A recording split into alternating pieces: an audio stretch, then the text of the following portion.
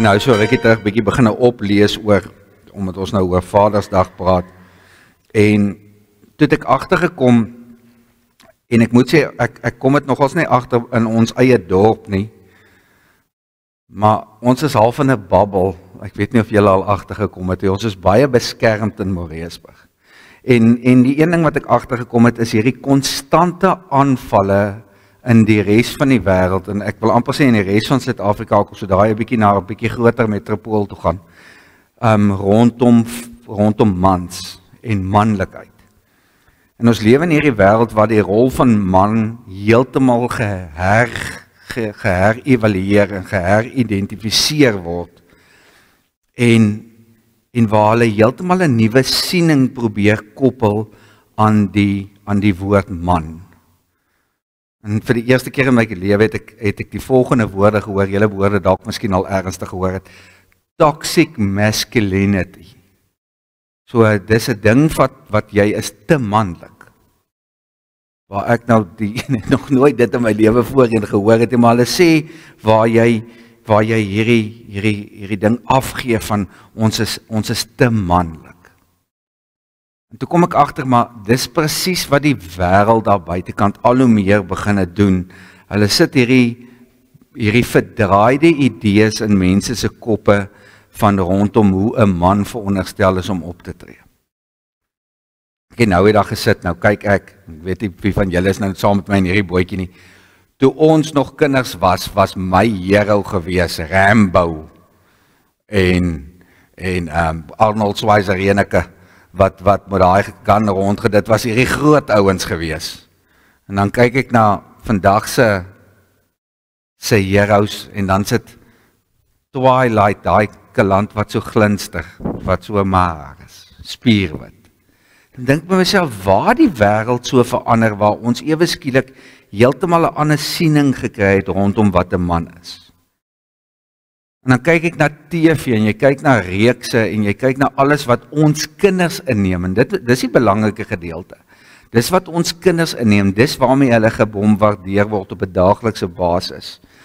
Waar die stories, die reekse, die flieks, waar hulle mans op 'n spesifieke manier skilder. En dis baie keer 'n man, sy enigste rol in die lewe is om hierdie hardwerkende, verskillende rolle, maar dan sê hulle eerstens is hierdie hardwerkende pa, wat jy nooit sien dat hy enigstens met sy kinders iets te doen het nie.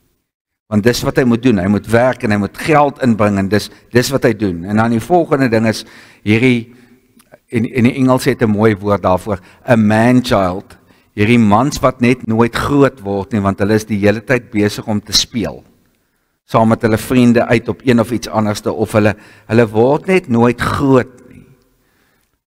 Maar ek sukkel om die Bybelse ekwivalent te kry van wat die Bybel sê wat 'n man is daar buitekant. Want dis nie wat die wêreld wil hê nie, die wêreld wil dit nie vir ons gee nie.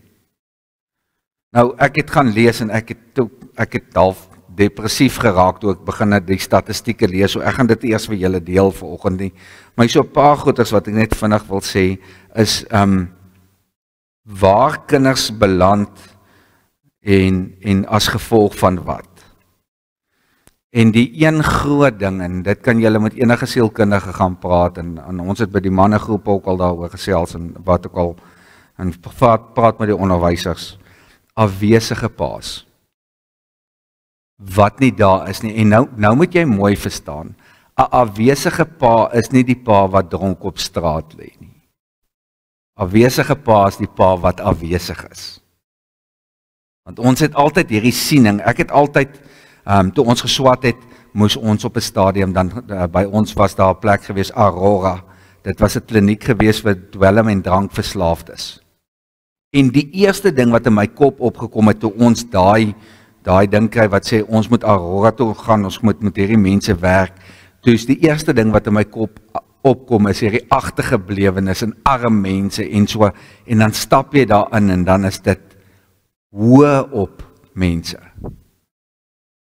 Mense wat hoë poste beklee, wat dwelm en drank verslaafd is, want hulle kan eenvoudig nie met die druk werk nie. So hierdie pa is hierdie belangrike rol in 'n kind se lewe, En ons Vader speel 'n ongelooflike belangrike rol in hoe ons kinders groot word.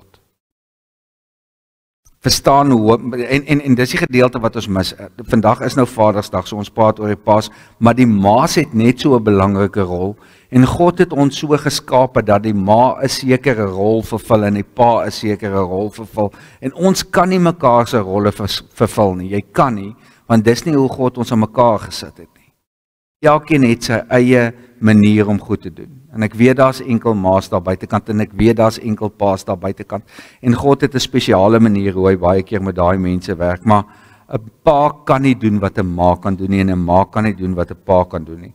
Dis hoekom daar hierdie verskillende navorsing gedoen is oor hoe werk pa's en wat is pa se verantwoordelikheid en sy insette in 'n kind se lewe. En hierdie was die ding wat my so voor die bors geslaan het. En ek het 3, 4, 5 keer gaan kyk of my inligting reg is en is reg.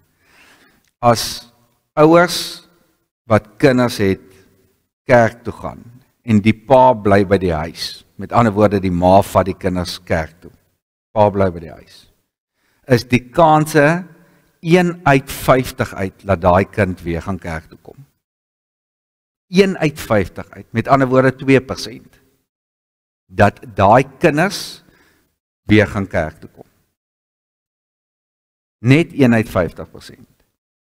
En daar so hierdie pragtige naam, die Fibonacci sequence. Dis so 'n ding wat soos 'n spiraal lyk. Dis die perfekte vorm van lewe. Dis soos in die perfekte alles. En die Fibonacci sequence by ons as Christelike paas is die volgende. Liefde plus tyd is gelyk aan verhoudings.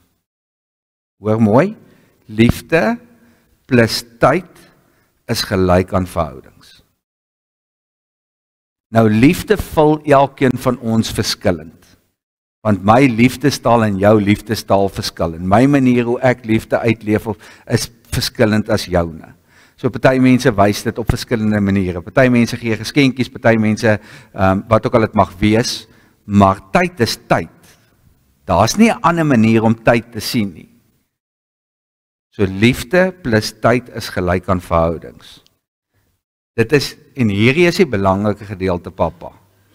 Dis jou verantwoordelikheid om in jou kind se wêreld in te stap. Nie andersom nie, want ons wil baie keer, want dink gou by jouself, ons is vreeslik lief om te doen waarvan ons hou. En ek weet, ek praat vir myself. Dit is vir my baie lekkerder om te doen wat ek wil doen as wat Aiden wil doen, of wat Chanay wil doen, want hulle goeders is vir my nou mos nou al verby. Ek is mos al verby daai stadium in my lewe. So dis vir my moeite om te doen wat hulle doen. Dis vir my moeite om te gaan doen wat hulle wil doen. Maar dan herinner ek myself daaraan, dit is nie hulle wat gevra het om hier te wees nie. Dit was ons besluit om ons kinders hier te hê. So met ander woorde, daai is so belangrik. Jy moet in hulle lewe instap, nie hulle in jou lewe nie. En dit begin op 'n vroeë ouderdom. Nie later nie, hoe vroeër dit is, hoe beter. Ek kan onthou, as ons in die bad gesit het, en ek het daai kinders van my gebad, was Sharon vir my ongelooflik kwaad geweest, want dit het gelyk soos 'n swembad rondom die bad, as ons daar uitgestap het. Want die krokodille het gekom, en en dan sit water die hele wêreld vol, en dan skree daai kinders soos hulle lag, en dan het my vrou op my geskree, dat as ons uitgestap het, want dan moet die hele vloer skoon gemaak. Dan sit soos, en dis net water, ons sal dit fix. Maar dis die goed wat hulle onthou, en al onthou hulle nie, is dit die goeders wat die verhoudings bou. Want onthou, dis huisbou hier, jy begin by fondasie, en as die fondasie nie daar gelê is nie, en dan wonder ons op 'n stadium, waar jou kind by jou kom en vir jou iets van, en sê, wag, ek kan nie nou nie, ek's besig, en dan kom hulle op 'n ouderdom, wat hulle eintlik met jou kan begin gesels, en dan wil jy met hulle gesels, en wat's hulle woorde dan? Ek kan nie nou nie, ek is besig, en dan weet jy nie waar kom dit vandaan nie. Dan kom dit van dit af. So hier is my een vraag, en hierdie is seker die belangrikste vraag van jou lewe. Hoe ernstig is jy om jou kind te leer van God? Hoor mooi. Hoe ernstig is jy om jou kind te leer van God? Want sien, as jy nie ernstig is daaroor nie, dan maak die res nie saak nie. As jy ernstig is om die verhouding met jou kind te hê, sodat jy om 'n verhouding met God kan leer, is daar 'n klomp belangrikhede. Maar as jy nie ernstig is daaroor nie, dan maak dit nie saak nie. Eerste vraag wat ek vir meeste mense vra as hulle trou is, hoekom wil jy in die kerk trou? Jy kan ons op enige ander plek trou. Hoekom trou jy? Hoekom wil jy hierdie verhouding en al hierdie mooi goedjies sê in die kerk? En hoekom wil ons hieroor gesels ensovoorts? En dan sit soos en ek het dit so rukkie terug gehad met mense wat in Johannesburg bly, nie hier nie. En ek moes opgegaan het so en toe praat ek met die mense en toe sê die vrou vir my, ons wil net so vinnig as moontlik hierdie kerk ding uit die pad uit kry, dat ons by die party kan uitkom. Ek trou hulle nie. Want as jy so vinnig as moontlik die kerk ding uit die pad uit wil hê om by die party uit te kom, dan is die kerk ding mos nie belangrik genoeg nie. So die party is die ding wat die lewe aan mekaar gaan hou vir hoe lank. Want op 'n stadium gaan die party ophou, want die partypelle gaan ophou. En dan moet die kerk ding inkom. En as die kerk ding nie eers aan die begin belangrik is nie, hoe gaan dit aan die einde belangrik wees? So hoe belangrik is die kerk ding vir jou en jou kinders? Wil jy regtig hê dat jou kind die Here wil leer ken, of is dit weekend warriors? Ons is net op Sondag vinnig hierso, en dan gaan ons weg. 3 weke terug, toe staan ek hier buitekant, want Janay het klas gegee vir die kleintjies, en toe het ek toesig gehou daarso, en toe kom laai die ouers hulle kinders af vir kategese. Tel ek 43 kinders, wat die ouers net hulle kinders kom aflaai, en dan ry hulle. 43 kinders. Dit bekommer my. Want as die ouer nie kan moeite doen nie, want hier is die probleem met dit. Hierso is en die Bybel sê dit vir ons. Ek betoon aan die hoeveelste geslag betoon ek trou, as julle aan my behoort. Maar as julle nie aan my behoort nie, dan is dit die hoeveelste geslag wat ek nie trou aan behoort nie. En dis waar dit is. En hierdie is 'n doeteenvoudige ding, dis hoeveel keer is dit al bewys? As by ons, toe my maale toe ons nog saam met hulle op skool was, is dit hoe dit geloop het. Sondag gaan ons kerk toe, maak nie saak wat nie. Sondag is kerk toe gaan tyd, jy kan skreeu en gil en te kere gaan, 10 to 1 het jy een massiewe pak slaag gehad voordat jy kerk toe gekom het, maar kerk toe sal jy kerk toe kom klaar. Daar is nie 2 dinge rondom dit nie. En dan gaan ons kategese toe, en as ons klaar met kategeses, dan begin die res van ons dag. En dan wat is die volgende skui wat gebeur? Dan kom ouers soos 'n half, ja maar ek voel nou halfskuldig, so elke 3de, 4de Sondag, dalk hang af hoe lyk die weer, en hang af of ons daar nie iets aangaan nie, en hang af hoe die sport lyk, dan gaan ons dalk ons kinders by die kategese kry, of by die kerk kry, of ons het ons nou hierdie weg naweek, en ons het dit, en dan die volgende stap, die volgende generasie is, ons laai net ons kinders by kategese af, ons kom self nie by die kerk nie, want ek voel skuldig genoeg, dat ek my kind by kategese aflaai. As daai kind groot word, is kerk uit by die venster. En ek kan statistiek vir julle hierso opnoem, wat ek nie gaan doen nie, hoe lank dit vat voordat die volgende generasie weer terugkom kerk toe. En julle ons kan maak en sê en te kere gaan soos ons wil, op die ou einde is dit die enigste ding wat tel. Ken jou kind die Here ja of nee? Want 0,0023 something% van kinders maak professionele sport. 100% van kinders staan voor God eendag. En ek verstaan, hoor my, ek sê nie ewe skielik jou kind moet nie sport doen nie, dis nie wat ek sê nie. Is jy besig om jou kind te leer, want jy kan met jou kind oor God praat ook langs die see, en daar en daar en daar. Ons sal nou 'n bietjie daaroor praat. Wil jy deel wees van jou kind se journey met God? Wil jy deel wees om saam met jou kind hierdie pad te stap? In COVID tyd het ek die volgende gesien. Ek het daai Splish Splash Suite, ek weet nie of julle dit nog kon onthou nie, ek het dit gedoen vir die kleintjies. En dan moes hulle sulke goedjies gebou het. En dan sy ouers wat my gebel het vir my gesê het, hoor hierso maar, hierdie goed wat jy nou vir hulle gee, nou moet ons ook tussenin help. Dan sê ek, maar dis so ontwerp. Hulle kan net tot op 'n punt dit doen, dan kan hulle dit nie alleen doen nie, dan moet jy as ouer help. Want ergens wil ek jou intrek in jou kind se, en dan raak hulle ongelukkig, maar hulle het nie tyd vir dit nie. Jy nie tyd het daarvoor nie, waarvoor het jy tyd? So arts and crafts was belangrik, so ons het hierdie klagtes gehad. As jy jou Bybel by jou het, kan jy vir my so lank na Deuteronomium 6 toe blaai. As jy kan bel, is dit goed.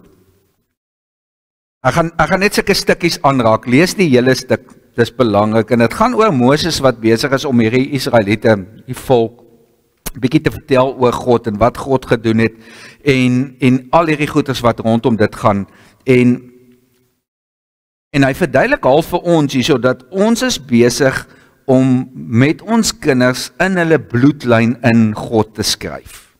Ons is besig om hierdie familiestamboom te snoei, sodat hy kan gesond wees. En ons lees hier in Deuteronomium waar Moses, die stam van Israel, wat hulle 40 jaar deur die woestyn besig is om te trek, en hy verduidelik vir hulle wat God alles vir hulle gedoen het en vir hulle gegee het, en hoe God by hulle was die hele tyd, en dan het hulle ons al hierdie opstandigheid. Nou hierdie is die enigste stam in die geskiedenis van nog ooit, wat God se stem fisies gehoor het. Hulle het dit audible gehoor, waar God met hulle gepraat het.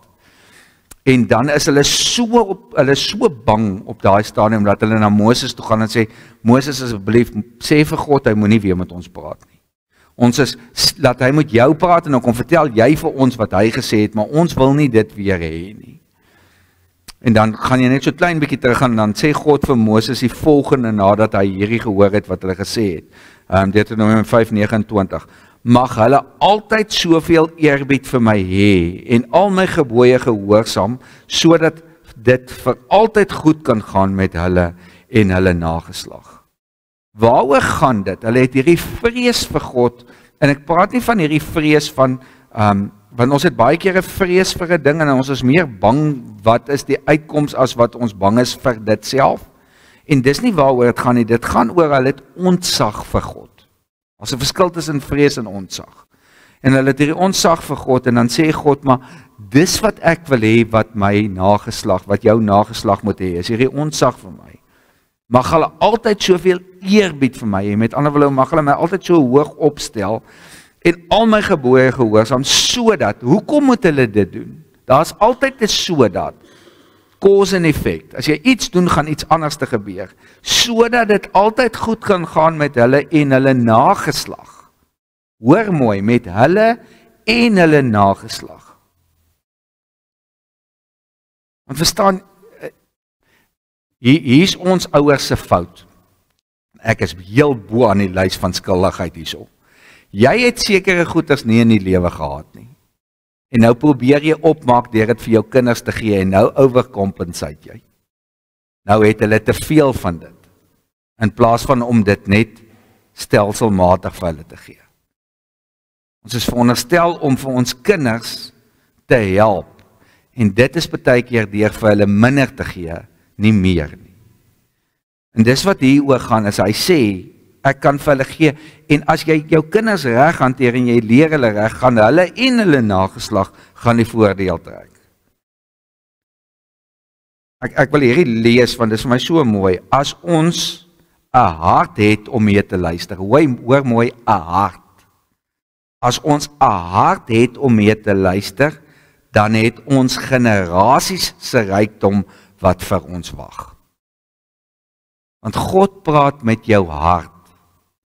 Hy praat nie met jou verstand nie, want as jy met jou verstand praat, dan gaan jy jouself uit dit uitredeneer. God wil hê, jy moet met jou hart luister. Dis hoekom hulle daai tyd geglo het, jou siel sit in jou hart, want as jou hart aangeraak word, dan kan jy baie goeders doen, en dan sal jy baie goeders doen. Right, Deuteronomium 6:1. Dit is die wet, die voorskrifte en die bepalings wat die Here, julle God, my beveel het, om vir julle te leer, sodat julle daarvolgens kan lewe in die land wat julle in besit gaan neem. So sal die Here julle God julle lewe lank kan dien en gehoorsaam wees aan sy voorskrifte en gebooie wat ek julle gegee het. Jy en jou hele nageslag, en dan sal julle 'n lang lewe hê. 'n Lang lewe hê. As julle luister Israel, en as julle gehoorsaam is en lewe volgens my gebooie, sal julle voorspoedig wees en uitermate baie word in die land wat oorloop van melk en honing. Dit is wat die Here, die God van julle voorvaders, julle beloof het. Stop net eers daar. Dit vloei van een geslag na die volgende slag, na die volgende geslag. Om jou aan te hou, om te hou by die Bybel en daai Christelike standaarde, want dis waaroor dit gaan is, as ons hou volgens wat die Bybel vir ons gesê het. Want dis dood eenvoudig, daar's reëls en regulasies wat die Bybel vir ons gee, en of jy nou gelowig is of nie gelowig is, as jy net by daai reëls en regulasies hou, gaan jy 'n beter lewe hê. Want dis eenvoudige goeders wat God vir ons probeer deurgee hierso.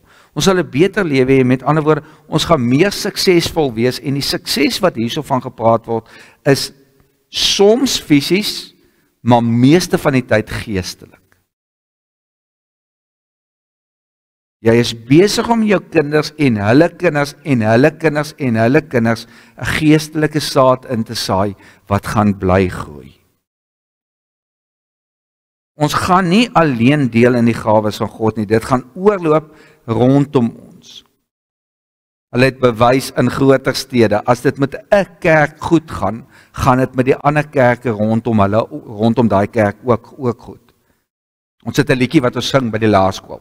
My emmertjie loop oor, en dan sing hulle op 'n stadium, jy kan 'n bietjie mors, want die wêreld is so dors. En dis wat gebeur, dis hierdie sambreel konsep van, as dit goed gaan met ons, dan sal dit goed gaan met die mense rondom ons, want dit loop oor.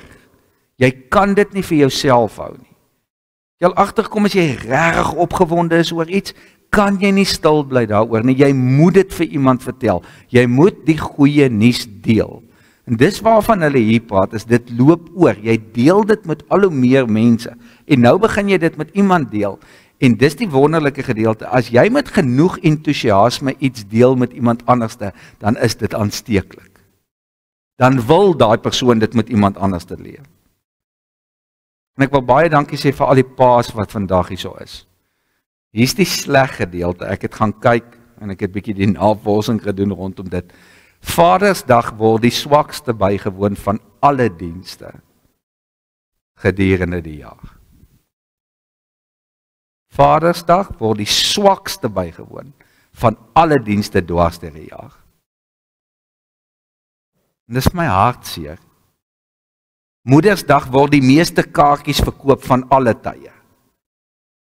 Vadersdag is so half hier agtergeblewe. En ons speel so 'n belangrike rol. So dankie aan die paas wat hier so is. Dit maak 'n ongelooflike impak op almal rondom jou lewe. Jy lê die fondasie en die pad vir die kinders vorentoe. Punt 2. Jy as ouer moet God intentioneel lief hê. Met ander woorde, dit moet 'n fisiese besluit wees dat ek God gaan lief hê. Vers 5 sê, daarom moet julle die Here, julle God lief hê met jou hele hart, met jou hele siel en met al jou krag, of met jou hele verstand.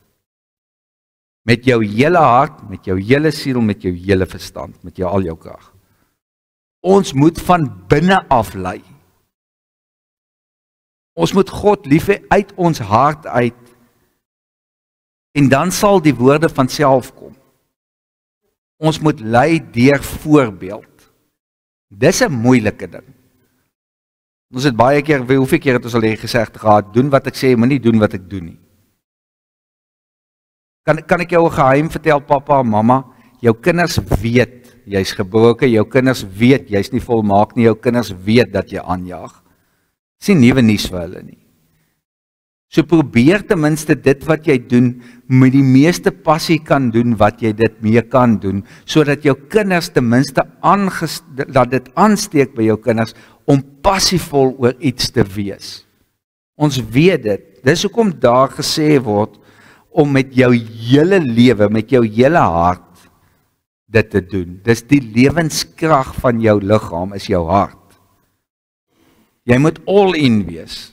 Jy kan nie half in en uit nie, die Bybel sê ook vir ons, of jy is warm of jy is koud, daar is nie 'n tussenin nie. Jy moet all in wees, jy moet voluit hardloop met hierdie ding. Verstaan net een ding mooi, ek het nou die dag met iemand hier oor gepraat, en sê die ouma, ek kan nie die hele tyd met die Bybel onder my arm rondloop nie, en dis daai tipiese ding van jou kind kom in die huis en vraai hom, hoe was jou dag gewees? En dan sê, nee, dit was goed gewees, en sê, ja nee, Psalm 7 vers 9 sê, as jy elke dag, dis nie wat ons hoef te doen nie. Onthou, om ten volle vir God te lewe is, en om ten volle mense te dien. Om ten volle daar te wees. Om minder van onsself te dink, of oor onsself te dink, en meer om te gee oor ander mense. Dis wanneer jy ten volle God besig is om te dien. Jou siel behoort aan God. En sodra jy dit besef, dan gaan daar nuwe gevolge, dit gaan nuwe gevolge hê, want jy gaan al hoe meer tyd spandeer saam met God om jou siel te verkoop. En dit gaan veroorsaak dat jy anders te beweeg. Jy gaan anders te praat.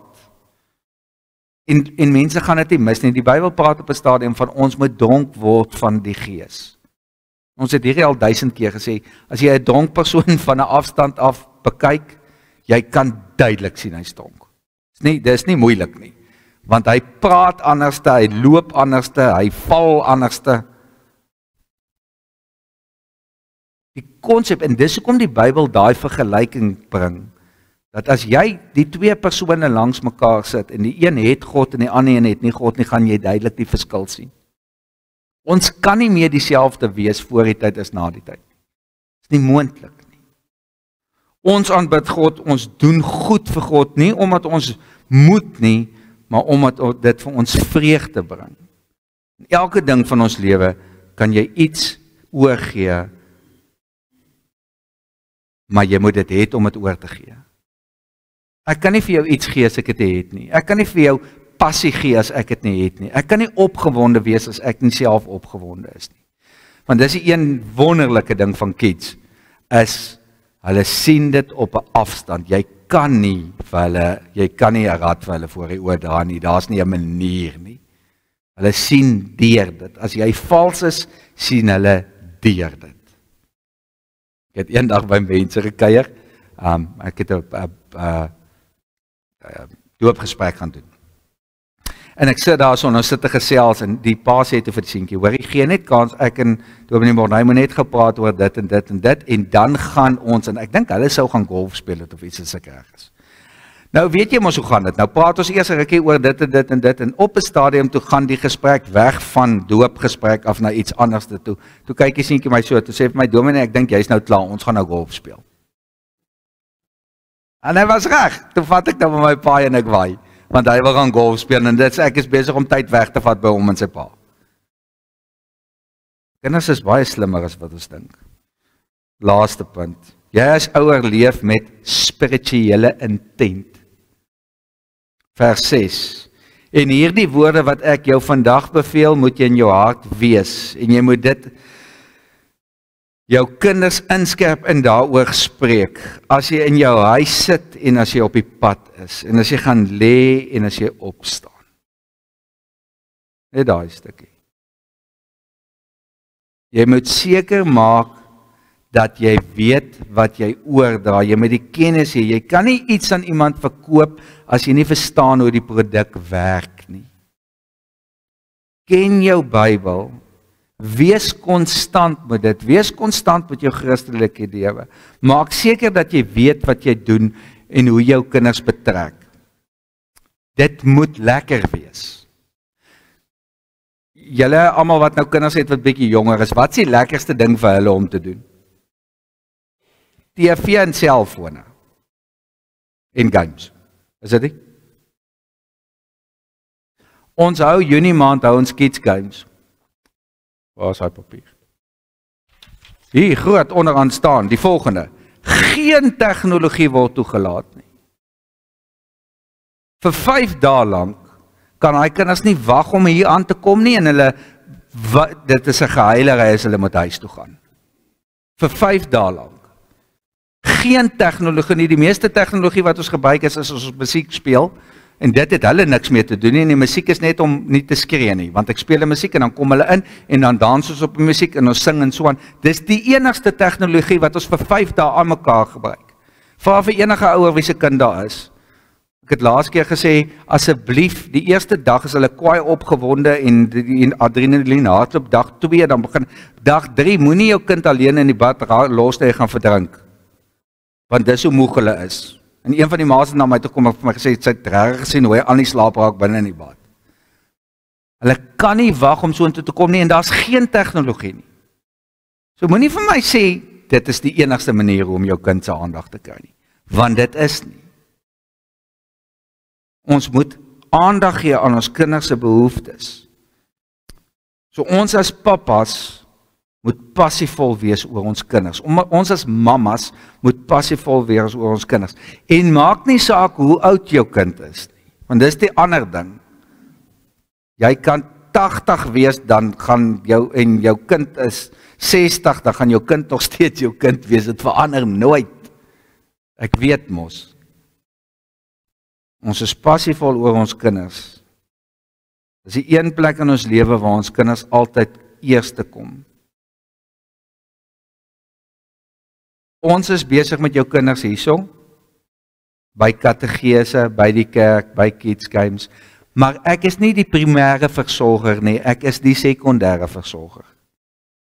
Ek help net en dan stuur ek jou kind vir jou terug en dan begin jou werk. Ons doen dit deur met hulle te praat hieroor. Vers 7 sê, ons moet met ons kinders, as ons saam met hulle is, op pad is, ensovoorts, ensovoorts. So ons het hier die hele tyd waar ons met ons kinders praat, en julle weet hoe sukkel ons baie keer om met kiddies te praat. Want ons weet nie altyd wat om vir hulle te sê nie, en ons weet nie hoe om met hulle te werk nie. Begin jonk, ek weet dis uitputtend, ek weet dis moeilik, en ons weet nie altyd wat om te doen nie. So my vraag is, wat gaan in jou kind se lewe aan? En hierdie is 'n metafoor. Dis nie die belangrikste ding in die wêreld nie. Want terwyl ons hierdie doen, kan hy nêrens heen gaan nie. Terwyl ons hierdie doen, is hy by my die hele tyd en dan sit soos 'n hoe was jou dag? Wat het jy gemaak? Hoe gaan dit nou met die atletiek? Hoe gaan dit met die rugby? Ek sien jy's bietjie ongelukkig. Waartoe kan hy gaan? Nêrens nie. En ek sê dis 'n metafoor, want dit kan 'n skaakbord wees, dit kan 'n netbalbal wees, dit kan 'n inkleurprentjie wees, dit kan wees wat dit wil. Dankie. Want as jy op die ou einde hierdie ding het, wat ook al dit mag wees, dan kan jy saam met jou kind werk. My vraag is, weet jy wat dit is? Want as van die ouers, as ek vir hulle vra, wat is dit, dan weet hulle nie wat dit is nie. Want hulle weet nie wat in hulle kinders se lewens aangaan nie. So ek wil vir jou sê, vind uit wat is jou kind se rugbybal? Wat is jou dogter se inkleurprentjie? Want ek weet, myne is die volgende ene is skiet, die volgende ene is motorfiets, die volgende ene is dit. Daar's 'n tyd en 'n plek, en sodra jy binne in jou kind se wêreld inbeweeg, onthou, nou wil hy saam met jou daar wees. Nou hoef jy hom nie meer verplig om daar te wees nie. Sodra jy in sy wêreld inbeweeg en jy tel daai bal op, dan is dit daar, en ek het hierdie op die harde manier geleer. Want het julle al agtergekom hoe besig ons is? Ons is altyd besig. En ek moes dit op die harde manier geleer het, wat my dogtertjie eendag vir my gesê het, toe sy so klein. Toe stap ek buitekant toe net om die honde, toe bly ons nog in Joburg, ek het die storie vertel. Bly ons nog in Joburg. Nou daarso is dit, as jy uitstap, sluit jy die deur, as jy instap, sluit jy die deur, nie 'n goeie plek om te bly nie. En toe ek uitstap, toe gryp sy na my so om my bene, Maar ek was op pad om my honde kos te gee. Toe sê sy vir my, Dada, asseblief moenie gaan werk nie. Dan breek jou hart. En toe sê ek net vir sy, ek is klaar. En dan kom hierdie in. En dan speel ek en Eyster buitekant op die grasbal, stop iemand daarso, hulle wil nou met my praat. Aiden staan op en hy wil loop en ek sê van, waar toe gaan jy nou? Nee, maar die oom wil met papa praat. Ek sê vir hom, nee, hy is nie nou belangrik nie. Dus daai ou vir my baie kwaad. Hoe kan ek sê hy is nie belangrik nie? Toe sê ek, daar staan die belangrikste gedeelte van my lewe nou. As jy met my wil praat, bel my, ons maak 'n afspraak. Ek sal ure saam met jou spandeer, maar op hierdie oomblik is daai belangrik, nie jy nie. Prioriteite. Ons is nog steeds God se kinders. En hy wil met ons bal speel. Maar daag jy op. Want sien, as jy nie opdaag nie, kan ons nie bal speel nie. Dan sit ons met 'n probleem. Sluit die oë. Here Jesus Christus, Abba Vader, Heilige Gees, baie dankie dat ek 'n geleentheid het om saam met my kinders te mag wees. Dat ek saam met hulle kan kuier en saam met hulle kan speel, Here, en sommer net kan hoor wat gaan in hulle lewens aan. Here, en waar daar soveel papas is wat hulp nodig het. Al is dit ietsie kleins, Here, wil ons vir U vra om hulle te help. Om daai interaksie met hulle kinders te kan kry, sodat hulle kan weet hoe dit gaan. En tyd saam met hulle kinders te kan spandeer. Here, want U het dit gedoen vir ons. U het tyd saam met ons spandeer. U het aarde toe gekom, Here Jesus, om saam met ons te kan tyd spandeer, om vir ons te wys hoe lyk dit as liefde vermenslik is. So ons sê vir U, dankie vir dit. Dankie vir U liefde en dankie vir U genade. Amen.